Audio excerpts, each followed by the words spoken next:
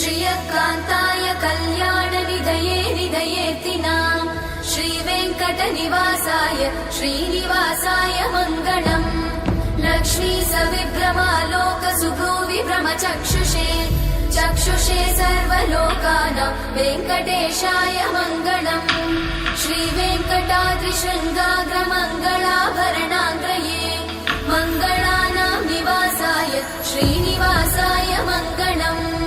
सर्वावयव सौन्दर्य सम्पदा सर्वचेतसां सदा सम्मोहनायास्तु वेङ्कटेशाय मङ्गलम्। नित्याय निरवध्याय सत्यानन्दचिदात्मने सर्वान्तरात्मने श्रीमद् वेङ्कटेशाय मङ्गलम्। स्वतः सर्वविदे सर्वशक्तये सर्वशेषिने सुलभाय सुशीलाय वेङ्कटेशाय मङ्गलम्।